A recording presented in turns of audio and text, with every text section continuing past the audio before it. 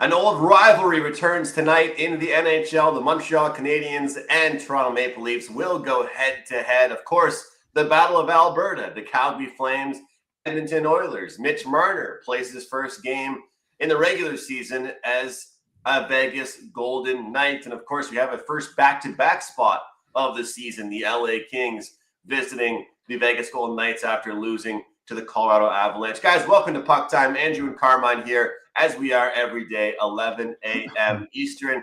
Carm, I'm going to stick true to my guns with the whole, hey, offenses are there more than defenses out the gate, but 3-0 for the unders to start off the season, man. Wow. Yeah, no, I get it in the Florida game. That was a tight checking affair, and I didn't want to lay that vig with Florida, and you couldn't have even felt comfortable in the third period. That was a close game throughout. That stayed somehow managed to stay under the total as well too. You needed pretty much a couple shots of espresso or a B12 shot in order to stay and watch the Rangers game. My God, that had to be one of the most boring games I have seen dating back to last season. It was the Rangers had zero pep. It was like Pittsburgh was using 5G network, and it was dial-up for the New York Rangers. So we'll see. It's one game into the season. You can sort of expect this, and this is why, Andrew, I say to you, and I say to everyone, to tread lightly, sort of that first week. Rangers were minus 220. I said on the show yesterday, that's absurd. And then Colorado did, which I thought Colorado would do last night, which was get the win. So I was pretty happy about that as well too. And then as far as yesterday's prop bets, they fared pretty well as well too. Anyone who jumped on board the Carter for Verhaeghe, he had a ton of shots on goal. We talked about it on your show, Samasevich, to get a point at plus 115. He got there. The only one that didn't get there was Landeskog, anytime goal scorer, Andrew. But in hindsight, that was probably a bad play because they are limiting his ice time. I think he only played about 10 to 11 minutes last night. They want him to last the season, so it's not going to be and he's not even on the number one unit. So maybe look at the Neckis props, because Andrew, him and McKinnon kind of look like Connor McDavid and who's the former Leaf? Zach Hyman, who just had to keep his stick on the ice and would score goals. Zach Hyman, exactly. Looks very similar to that situation there, Carm. Hats off to you with the props. A great night. And my $5 Tuesday best bet was the Colorado Avalanche. So a ton of you guys joined me. $5 Tuesday. What better of a day to start off the NHL season than $5 Tuesday to get a ton of you guys with me on the Colorado Avalanche. Loved that play, and happy we got there. And the free play of the day, which was also a 3% play for me and clients. The first period over, Blackhawks and Panthers. Man, 10 minutes, no goals. You start getting a little bit worried, and then it's 2-1 after the first period. So you got to love that. Shout out to Ty. He told me I was in the wrong mic. Been doing this forever, and sometimes you still don't know if you're got the right one going. Jay is with us, the Godfather. Ken, Robert, RJ, Alex, appreciate that. Made some money, woke up richer. Hey, hopefully we can keep doing that because it's only day one of the season. Carm, let's move on to today, though. Before we do, we'll remind people, guys, if you like the videos, hit the like button, subscribe to our channel, and do not forget about the great code we have, NHL 200. We'll take $200 off a full season package. We're going to give you guys free plays here every day. Even people that are subscribers to us watch Puck Time because they're getting even more plays. But all of our best bets, our favorite plays, you can find at wt.buzz/AM or wt.buzz/CB. All right, Carm, before you get the Montreal Canadiens fan perspective here, you let me know what you think about this one. Every year, these two teams, they open the season against each other, Toronto and Montreal. What are your thoughts? Yeah, it's weird. It's like feast or famine between these two when they meet in that first week of the season. I remember going to a game with Prez, and this was like back in 21, I believe. And Andrew, this was during when they allowed some fans into the stadium, sort of post-pandemic, as far as the NHL goes in 21. And that game finished 2-1 for the Leafs. There wasn't much happening in that game. A couple of years ago, we see a slugfest. The Leafs win 6-5, I believe, in OT in that one against Montreal. And then last year, the Montreal Canadiens at home at the Bell Center, a unbelievable performance by their goalie in that one. Was it Montembeault? I think it was Montembeault. They win and shut out the Leafs 1-0. So it's feast or famine between these two. And I'm not entirely sure it's going to be feast tonight because I'm going to stick with my narrative on the Leafs going into the season that Craig Berube wants his team to play a better defensive game. They tried to do it last year. I did it successfully for most of the season, but and even in the playoffs. But can they do it for a full season? It's kind of like the Florida Panthers, different team, different makeup, different players. But Paul Maurice, they eventually bought into his system, and when they did buy into his system, they turned into a high caliber team. I would lean the under here. I wish it was 6.5. I'd be all over the under. It's 6, shaded slightly to the over, 11 cents to the over. I'm seeing on the line.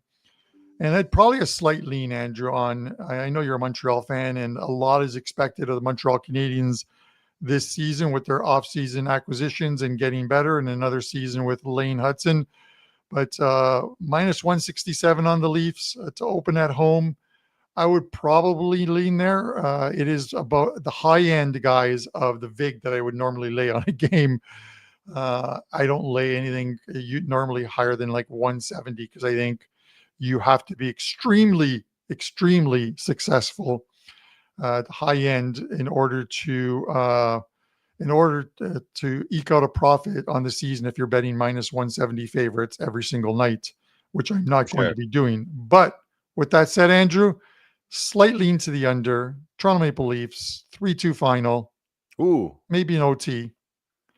3-2 final. Well, I remember this, Carmine. You talked about Sam Montembeault standing on his head, and I know I can't really handicap a game right now on October 8th of 2025 based on a game that happened, I think, October 6th, 2024. But at the end of the day, I mean, like you said, that game last year could have had 10 goals, could have had at least 5 goals, we'll say. You know, the fact that it finished 1-0 was crazy. Sam Montembeault, it was a Cole Caulfield power play goal first period. Then after that, there was pretty much nothing as far as the goals were concerned. There was nothing as far as things were concerned. I got the lineups here, Carm. I want to just bring this up real quick. Matthew Nyes, Austin Matthews, Matthias Michelli are going to be together. This is what they're projecting here. So they are deciding to drop Max Domi into the bottom 6. People were projecting, were they going to be bottom 6? Was he going to be top 6? But they want Michelli pretty much filling in for that Marner role right away. Big shoes to fill. Here's the thing I think people forget about with Mitch Marner. And I know he's not the most physical player by any means, but it's very similar to how I feel about Alexander Barkov for the Florida Panthers. He's not just an offensive player. Like, I know Marner wasn't a physical guy. He wasn't an in-your-face guy, but he was a good two-way forward. You know, and of course, Austin Matthews has made a name for that as well. When you lose a guy like Marner, you're not just losing your offensive touch, you're losing defensive touch as well. He was a good both ends, 200-foot type of player. So going to be interesting to see from that perspective. I'm going to say 2 things, Carm. We'll see what ends up happening. First period over might be a look for me in this one. Just we got a couple different guys on each roster that want to make a name for themselves. You know, this Montreal Canadiens lineup is real interesting with Caulfield, Suzuki, Slafkovsky. That's the mainstay lineup. The second line, Newhook, Kapanen, Demidov. Bolduc, Doc, Gallagher, Laine, Evans, Josh Anderson. They've got Patrick Laine on the fourth line. That's how they feel about his speed level right now, Carm. They don't trust him to be able to skate with the two lines above. They don't trust him to be able to be fast enough to skate with Bolduc or Newhook and those guys, putting him on the fourth line. So I think we're going to see a lot of new combos do well offensively. We'll see how they fare defensively, but I think we should see some goals. But here's the deal. And before we move on, we got to get to a lot of games, I know. Yeah. I've been mapping things out just like you do, and I'm going to take Montreal in their first two games of the season. They're playing the Leafs and they're playing the Red Wings. They find themselves being plus money in both those games. Carm, I think at very worst, they go 1-1 in those two games. They made the playoffs last year. Detroit didn't. They got better in the offseason. Detroit didn't. They got Noah Dobson. They got Zach Bolduc. They picked up Demidov, or they got him for this season now. I think that, hey, it's obviously a bigger price, a bigger plus money against Toronto. If they win tonight, I don't play it again in Detroit. If they lose, I play it again in Detroit, and I hope that they, at worst, go 1-1 in their first two games. What do you think? Am I crazy here, or does the team that went the playoffs last year maybe not deserve to be plus money against Detroit? Man, that almost sounds like the martingale system of betting NHL hockey. I don't mean to besmirch you or what have you, but I know, I completely understand what you're saying. And I think Marty St. Louis has kind of changed the culture in that dressing room.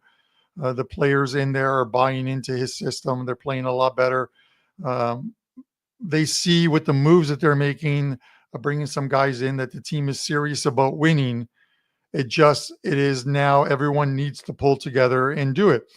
The one thing, and guys, I'm going to harp on this probably for the first week or so, and maybe into next week, is, when we throw out some stats and trends, I think it's important when you're betting these games is not to apply mid-season form on the beginning of the season games. Yeah. I mean, you look at games like Florida and Chicago, and you're thinking Chicago last place 3 years in a row, Florida Stanley Cup winners, raising the banner. They got their rings the night before. They're just going to pound them. You can't do that at the beginning of the season. And Chicago gave them a game.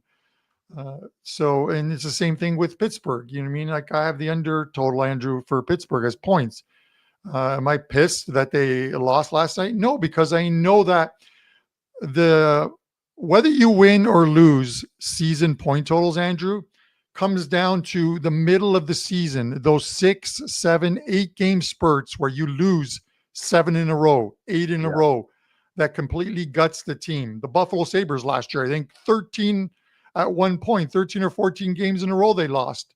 That is what guts a team, not winning a few games at the beginning of the season. And teams with depth avoid those ones. Good teams with depth definitely avoid those long losing streaks. So we shall see, but we'll see what the Montreal Canadiens have to do. Guys, we're going to cover all 4 games today on today's show.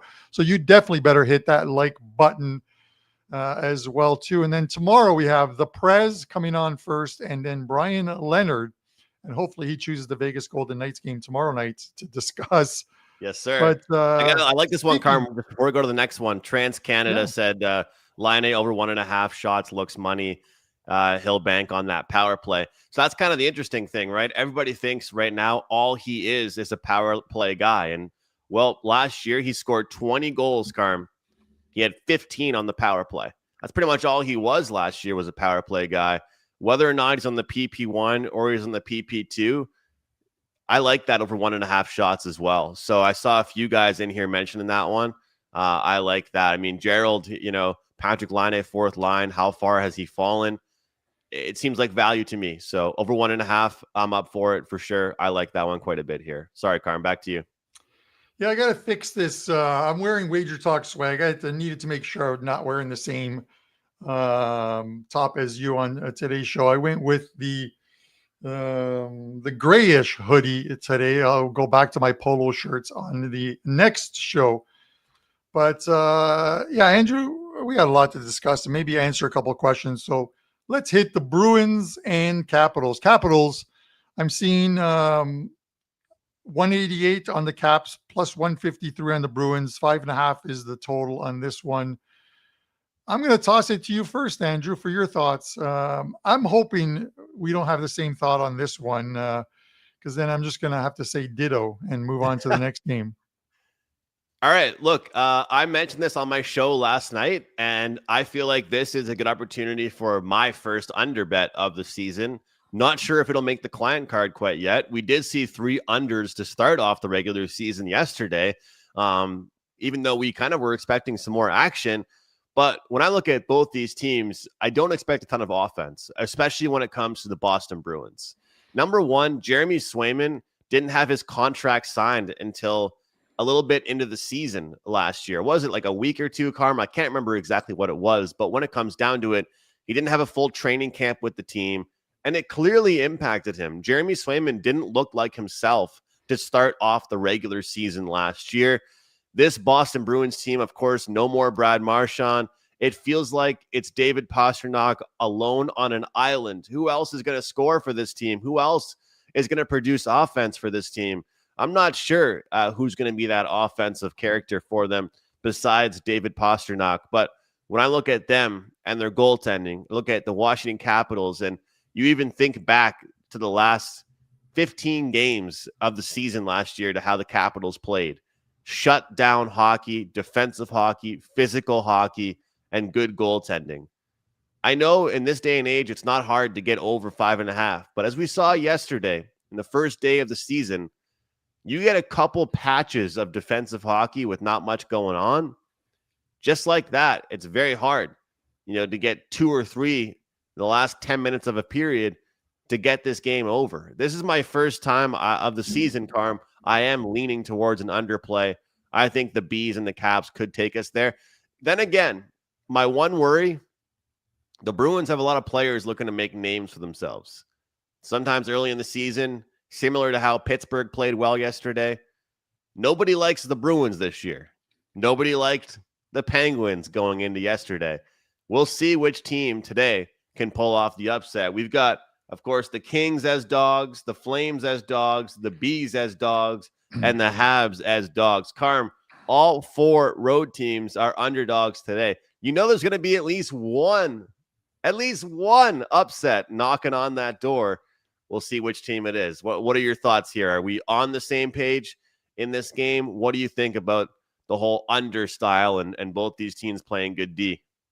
Yeah, I think once we're done the 4 games, I will give you what I think is my live dog amongst the 4 games. But this is one, yeah, a lot is expected or is not expected of the Bruins this season, and that's why they have that low point total, I believe, at something like 80.5 points for this team. But it's basically it's pasta, it's geeky. And where's the other scoring going to come from with Marchand now in Florida, enjoying the surfing, the sun, and the Stanley Cup ring? So we'll see what comes of the Bruins. It's another season of Jeremy Swayman. You know what I mean? He got the bag last year, Andrew. He wanted that contract. He held out. He got the money. He worked better in a 2-goalie system with Linus Ullmark, who's in Ottawa right now. I'm not sure how this season is going to go for him as well. One of the things with the Capitals is getting off to another good start, much like they did last season. They did lose their opener last season, but they went on something like a 10-1 or 10-2 run, and just never looked back in winning the Eastern Conference. The one thing, when I look at it is like their team totals. Last year, their team totals in 92 total games that they played, season and playoffs, they were 51-41 to team totals. At home, they were 27-20 to the team total. They averaged 3.73 goals per game last season at home. What about the Bruins? The Bruins on the road allowed 3.78 goals per game. The team total sits here at 3.5 plus 105 on the over. These are normally, that's your territory, Andrew. I have swum into your end of your deep end here with the team totals, and I'm taking the Washington Capitals over 3.5 goals plus 105. You can still hit your under 4-1. Yep. 4-1's good. That's true. I can still hit the under, and Carm, that price tag is the best price tag for me. The plus 100, plus 105.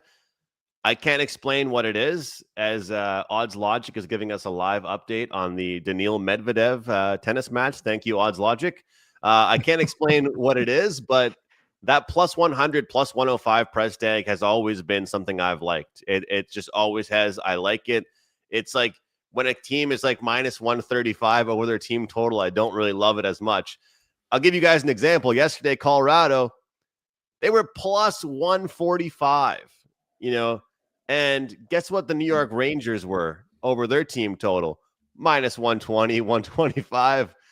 Yeah, they did nothing. They got shut out. Also, Carm, we'll see if the quote-unquote system play that started up last year is alive because, well, we pretty much had a team like the Kings get shut out, and we did have the Rangers get shut out. So we'll see if we get more goals involved those games moving forward. But, yeah, those teams look pretty flat out the gate. All right, the team total, Washington Capitals, they've got depth. That's the biggest thing about them. They've got depth.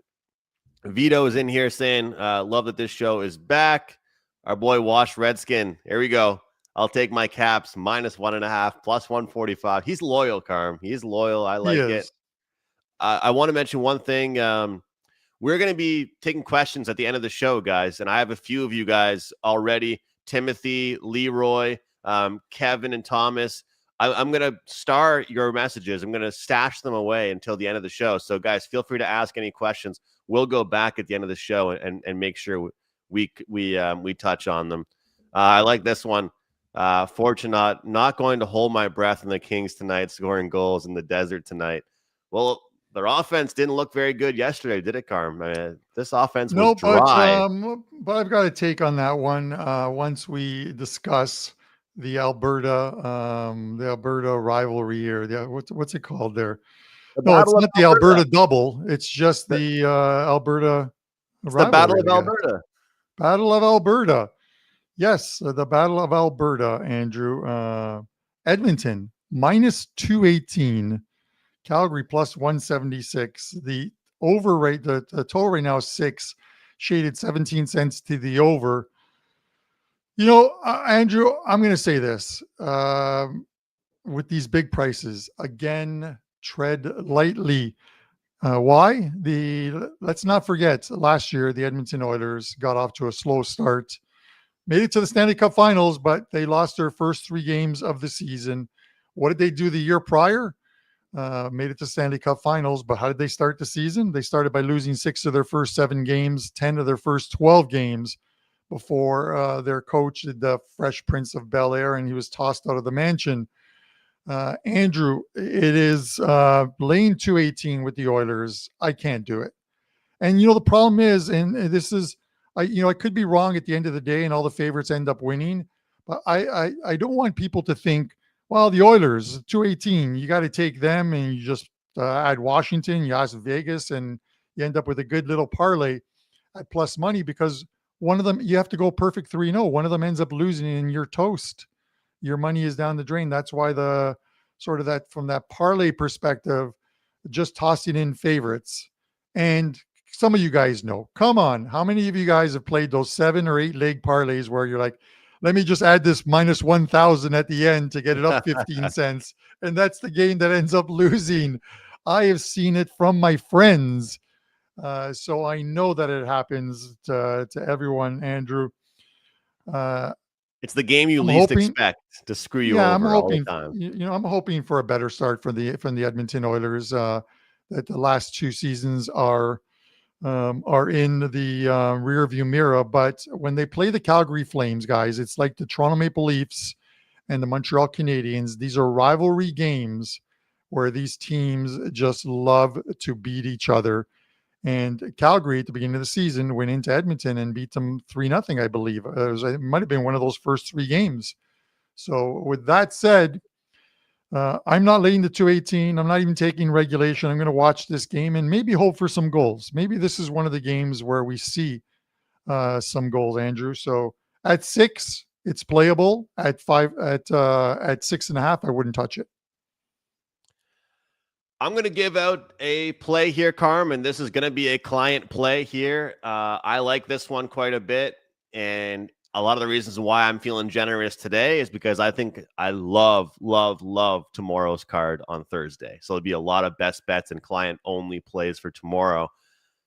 I think Edmonton gets off to a fast start. I talked about how yesterday I find it a little bit tough to believe that we're going to see the Panthers motivated from day one. Although they did lose Barkov and Tkachuk for a while, they did look a little flat at certain points, even though they got off to a good start. Look, Edmonton, it's going to be hard as hell to go back for 3 straight years to the Stanley Cup Finals. It's going to be real hard. And I think there's going to be bumps in the road. There's going to be certain times of the year where we see an Edmonton Oilers team that just can't wait for the playoffs. I remember you used to always say it. The Tampa Bay Lightning are on cruise control. I believe that was the expression that you would use. They're getting ready for the playoffs. Last year, the Panthers didn't win the division. They were getting ready for the playoffs. I think Edmonton shows up here tonight in the Battle of Alberta. I'm on the first period puck line in this one here, Carm. Let's pull up Odds Logic. We love breaking it down with Odds Logic. Shout out to Odds Logic, best odds page in the game.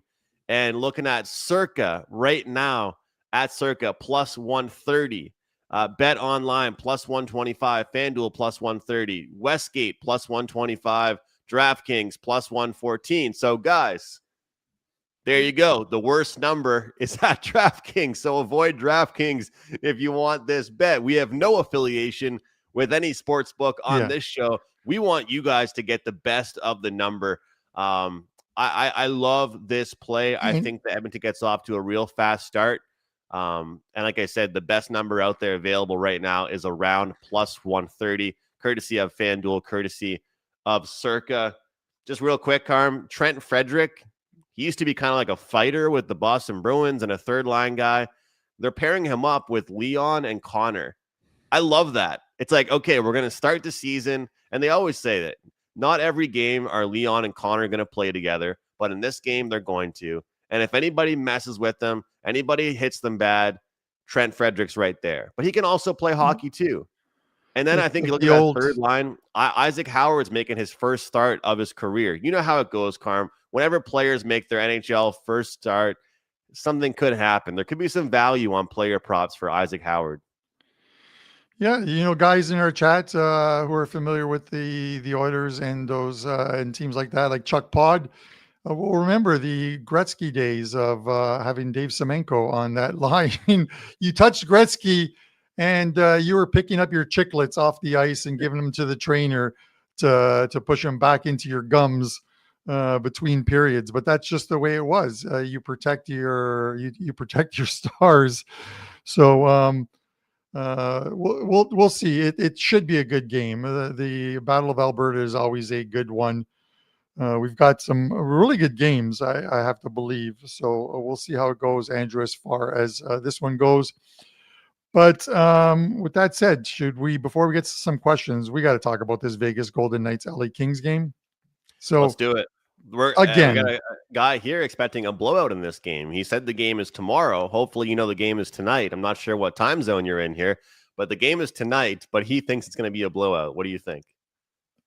Petrus Edward Jr. Is that like the wine Petrus, or that's it's spelled differently, but it's a very good wine, an expensive one. Vegas minus 200, the LA Kings plus 162. The total sits here at 6. Andrew, I am going to go back to a stat that I was giving you guys at the beginning of last season, in the first couple of weeks of the season, first 2-3 weeks of the season. And it was extremely profitable. And then it just sort of tailed off. And that's where you jump off of the train and you say, okay, I've had enough. And that was the Vegas first period overs at home. Last year, first 6 games of the season at home, 6-0 first period overs. The first 12 games at home, 10-2 over. They catch an LA Kings team coming off of a game last night, quick flight. It's a hopper flight from LA to Vegas, as long as they're not on JetBlue, because Andrew, nothing beats a JetBlue holiday. Nothing But does. No. nothing beats a JetBlue holiday. JetBlue, sponsors of PuckTime. No. With that said, I'm going to take over 1.5 in this game. Vegas Golden Knights, LA Kings, first period over 1.5, minus 125.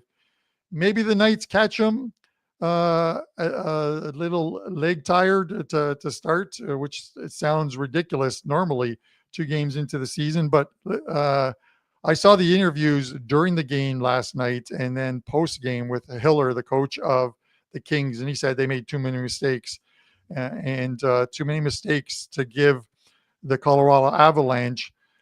I have to believe that they're going to be better tonight, better enough to beat the Vegas Golden Knights. I would not be surprised, Andrew, at plus 162 if they ring that bell and cash the ticket tonight in Vegas. That's your live dog. I like it. But I worry about the fact that Vegas's offense is so improved. This could be a track meet as well, which like I gotta be the old Teddy Covers from WagerTalk today. So, Carmine, if you think that LA could win, how many goals do they have to score? That's my question to you. Because Vegas is probably going to get theirs, right? How many goals do you think LA? 3 to LA. Wow. 1-1 after 1. So the first period over cashes.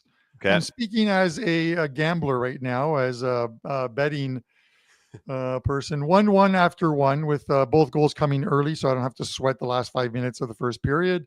And I can watch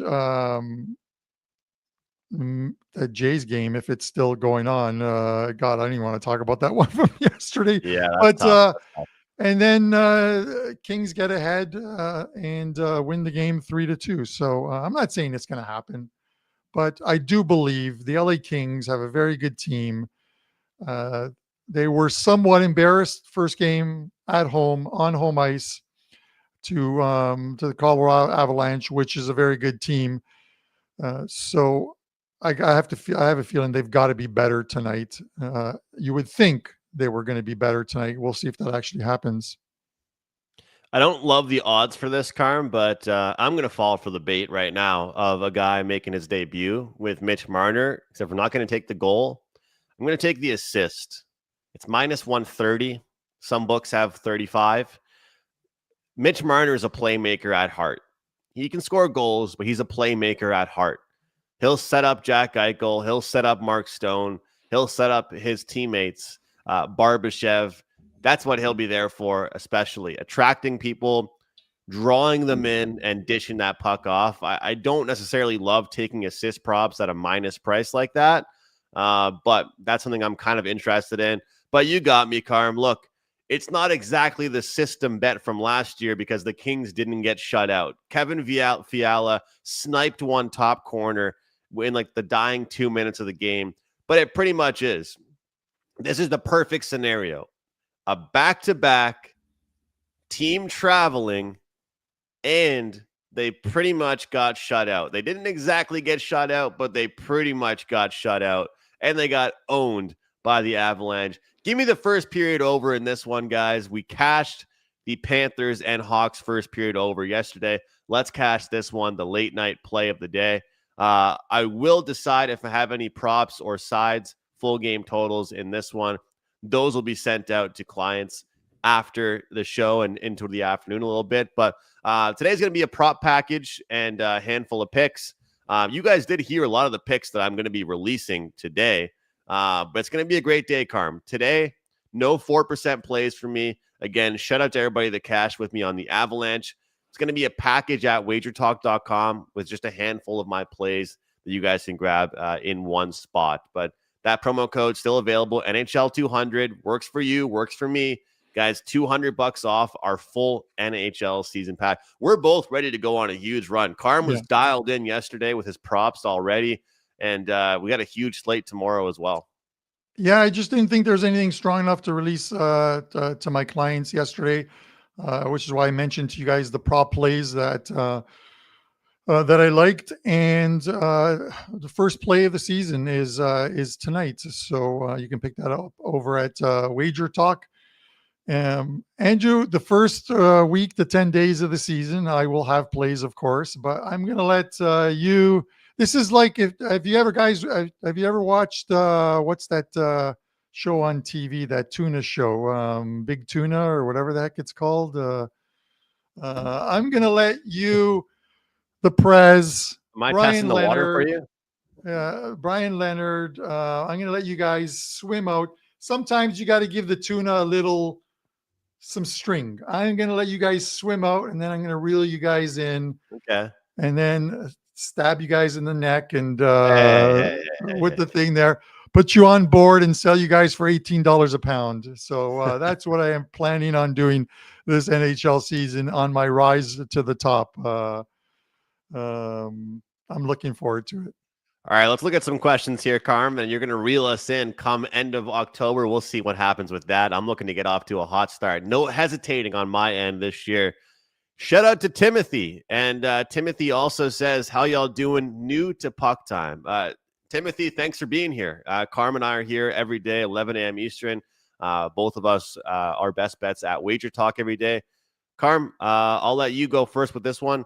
I got a question for y'all. How often do you factor betting splits into your wagers? Does lopsided action push you away from making a wager on said team?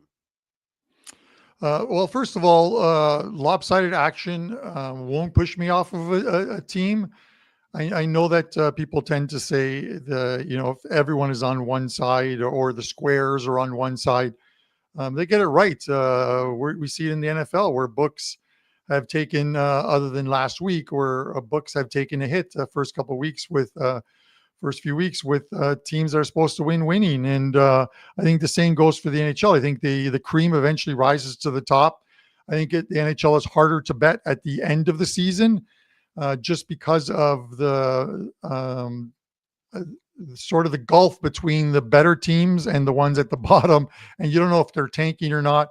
And the prices are overblown. You now have games that normally mid-season would be much like this Vegas game, let's say minus 200 plus 162. And you'll see one of the bottom feeders that are playing a team that is minus 340. And it's like, minus 340, this is ridiculous, unless they're playing with no goalie. As far as splits, I think splits are important. I think you have to look at home and away. A trend sort of establishes throughout the year. You can see teams that go on road trips and aren't very good on the road. But if you can identify teams that are very good on the road and they get off to a good start, especially on a long road trip, I think you need to ride them because a lot of the times they're going to be plus money. Brings to mind 2 years back, the Seattle Kraken go on the road and win all 8 games on the road on the East Coast, pretty much plus money every single game. I think they were plus money every single game. So with that said, splits, I think splits are important. I use it for European football as well too. The splits, there are just some teams that are very good at home and just can't win to save their lives on the road. So I think you need to, to keep that in sort of like your handicapping portfolio. Yeah, for me, I'll just say that that's one of the reasons why I started doing my night show was to follow the money, follow the opening lines, using odds logic, look at the numbers. And then when we wake up and we're on PuckTime and looking at the afternoon, we can see where the money is going. So when you're asking, does lopsided action push you away from making a wager on that team? Well, I think sometimes it can be positive money coming in on a certain team. And sometimes, hey, you don't want to get the wrong price. You missed a good number, or, this team is a bit overinflated. Like yesterday, Carm and I said it, and both of us don't even like the Penguins going into this season. We both said it. And this is something that Andy Lang always says on WagerTalk today. It's easier for bad teams to be bad than good teams to be good. But guess what? A bad team is only bad once they start actually being bad. Pittsburgh doesn't know they're a bad team yet. Nobody's told them yet. They haven't played like it yet. It's game 1 of the season. So the fact that they were, plus 160. What was it? 70. I mean, New York were like minus 225. They were huge favorites. So, Timothy, the biggest one that I'll say to you guys is this. And I got this from a guy I do shows with all the time, Jeff Dawson. He loves the overnight flips. Like if you see an opening line the night before, like even yesterday, the game was pick'em for LA and Colorado. Overnight, wake up in the morning, Colorado was minus 120 at a lot of books. You can kind of respect the book's action that way. So depends on what you look at. But Carmine, you are so deep into the NHL, we don't really care about what the odds are doing, what the money's doing. We trust our own research. Leroy says unders went 3-0 yesterday. Early season jitters, etc. Stand to reason. Same applies tonight. Not that I'm going to blind bet all unders, but something to think about. I'm going to say, Carm, I saw good goaltending yesterday. I thought I saw good goaltending as well. Yeah, I don't think what happened yesterday has any effect on what is going to happen tonight. I think the matchups last night, the Kings normally play a very good defensive game at home, made some mistakes, were made to pay for it, and losing that game 4-1. Artur Shilov's played phenomenal for Pittsburgh, and he likely can stamp himself as the number one goalie there because Tristan Jarry, who has that contract, I think he still has 4 years at $4.5 million AVV or AAV. I can never get those ones correct on his contract. And this is a guy who had a losing record last season, a goals against average above 3, and a save percentage below 9. The save percentage is probably the most troubling one. So, and then of course the Florida-Chicago game. You don't expect a lot of offense from a Chicago team when they're playing a very good Florida team. So you can make a case for why those games all stayed under. It's obviously it's easier to be the armchair quarterback on a Monday for the Sunday games. But with that said, so we got some rivalry games here. We'll see how it goes. But I wouldn't think they all go under. But tonight, I'm hoping we see some very good games, though. Yeah, and like we saw a lot of teams play that, like you said, that last year I've been using natural stat trick, and I'll look at 2024 all situations, expected goals against or expected goals for, and different situations like that. We had one here. There we go. Fortunate. That does seem like a huge line for a rivalry game. Which goaltender would you rather have in that Oilers game?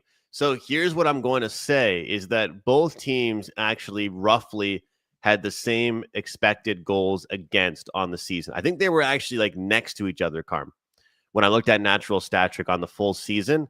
But here's the difference. The Oilers were like number 2 or 3 as far as expected goals for is concerned.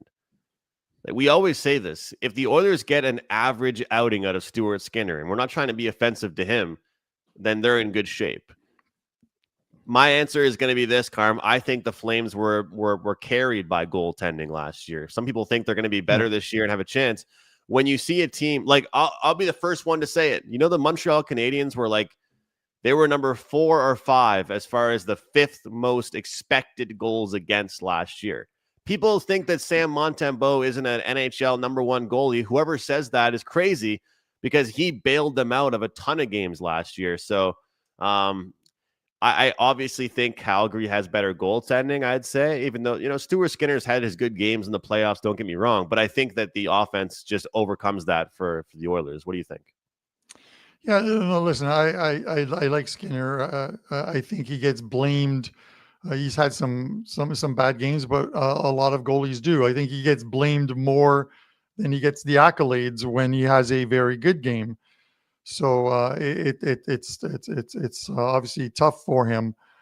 I read that I think yesterday that he should be starting tonight. So we'll see. I couldn't see how they wouldn't start him tonight unless there was some sort of an injury and such for him. But when we mention like books, and it's not to put down certain books or what have you. DraftKings sort of shades their lines because they know the makeup of sports bettors that they want to take an over. They put it at 6.5 instead of 6, and you see 6s across the board yesterday, and you see a 6.5 at DraftKings. It makes it a little tougher for you to bet in times. And the juice is always moving. The juice on player props will move. And I'll use a different sport. Andrew, you and I were talking, and I was on WagerTalk last week, and I talked. I think it was with Ariel Epstein about one, and that was the Sam Darnold. Yeah, it is Sam Darnold, the Rams quarterback. Sorry, Rams quarterback. His rushing props are always half a yard. Last year, 12 games, first 12 games of the season, he had no rushing yards or minus rushing yards. It wasn't until week 13. This year, 4 or 5 games, I believe, he has had 0 or fewer yards. One game where he scrambled for 15 yards. You and I were talking while I was betting this one. It went from while we're on the phone, minus 137, minus 150, minus 160. The VIG is moving too quickly. At some point, it's unbettable, Andrew. And that's the same goes for NHL player props. At some point, you get, as much as you like the prop, the VIG prices you out of it, and you just have to pass it by, regardless of whether it wins or loses. You have to just move on. Just because it's there does not mean you have to bet it. Sometimes it just gets a little bit too much, too rich for your blood. Yesterday, for example, I went 1-1 with my player props. Which one was the one I lost? The one that was minus 146. Which was the one that I won? The plus 100. So I went 1-1, but I lost money, and of course the one, that lost was the one that was, heavily favored. That's just the way she goes sometimes. All right, Carm's back in action tonight in the NHL, WT.buzz/CB. Myself, I will have a package up with just all of my plays, everything that I like. You know what? I'm going to throw everything in. So at some point, you guys are going to get sides, totals, maybe same game parlay, props, all of it into one package. Guys, don't miss that. Off the 4% winner yesterday. And NHL 200 is still that promo code. Carm, I got to give you credit. You had that set up before I did. I copied you on that one. NHL 200. It's all good. But we're going to go into Wager Talk today, man. So we got to get out of here before we start talking to Andy Lang, and we're on the wrong show right now. So anything you want to mention, Carmen? If you want, you can close it out, man. We got to go. Yeah, a lot of you guys took advantage of the $5 play as part of Customer Appreciation Day. That goes on Sunday. It's an NFL best bet. Just a fantastic run right now with NFL 4% and 5% plays, which normally all of my plays are. 7-1 the last 2 weeks. And if it wasn't for the Kansas City Chiefs kind of pooching that last one on Monday night, it would be 8-0 for me with those. The NHL 200 is available. You can get every single play in the NHL, including 5% plays for the season and playoffs. If you want a mix of the NHL and NFL, send our customer service an email, but bear with it. They're a little shorthanded at the moment, or send me a message on Twitter or the X, whatever you call it, and I will get you a coupon code to get you both of those, football and NHL, the full seasons at a discounted price. All right, Carm, combo package, NHL, NFL. Hope you crush it. Hope you guys all got Carmine's NFL play yesterday, but he's back in action on the ice. Thanks for watching, guys. We'll see you tomorrow. Same time, same place. Hit the like button on the way out. It really does more for us than you guys can imagine. Thanks for watching. We'll see you tomorrow.